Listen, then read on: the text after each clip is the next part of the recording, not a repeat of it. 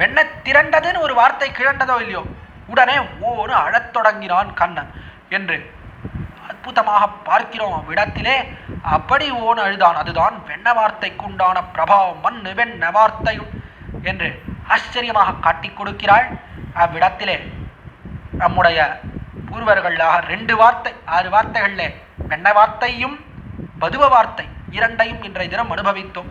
தொடர்ந்து இருக்கக்கூடிய வார்த்தைகள் அத்தியாச்சரியமான வார்த்தைகள், மனதை உருக்கக்கூடிய வார்த்தைகள். மேலே வெண்ண நெய்யுன் வார்த்தையை பற்றி தெரிவிக்கிறாள். நடந்த நல்வார்த்தை, இது எம்பெருமான் பரமபதத்துக்கு ஏறினது அது நல்ல வார்த்தை என்று தெரிவிக்கிறார். அது எப்படி எம்பெருமான் பரமபதத்துக்கு போனது நல்ல வார்த்தையாகும் இத்தியாதிகளையும் அடுத்த பாசுரம் செல்வ மாலை அனுபவிக்கப் போகிறோம். என்ன செல்வம் நமக்கு கிடைக்கப் போகிறது, எப்படிப்பட்ட செல்வம் இத்தியாதியான விஷயங்களையும் தொடர்ந்து நாளை தினம் இந்த கோஷ்டியிலே அனுபவிக்க பிராப்தம் என்று தெரிவித்தமைகிறேன். எல்லோரும் 5 மணிக்கு வந்து சேருமாய் பிரார்த்தித்தமைகிறேன்.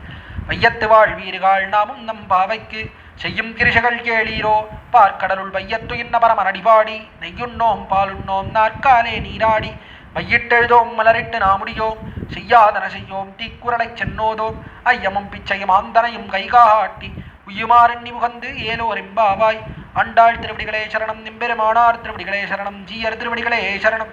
திருவாடிப்பூரத்து சகத்துதித்தாள் வாழியே, திருப்பாவம் பதும் செப்பினாள் வாழியே, பெரியாழ்வார் பெற்றெடுத்த வெண்பிள்ள வாழியே, பெரும்போதோர் மாமணிக்கு பின்னானாள் வாழியே, 143 ஐத்தாள் வாழியே, உயர் அரங்கற்கே கண்ணி முகந்தளித்தாள் வாழியே, மறுவாரும் திருமல்லி வளநாடி வாழியே, அன்புது வடகற்கோதை மலர்ப்பதங்கள் வாழியே.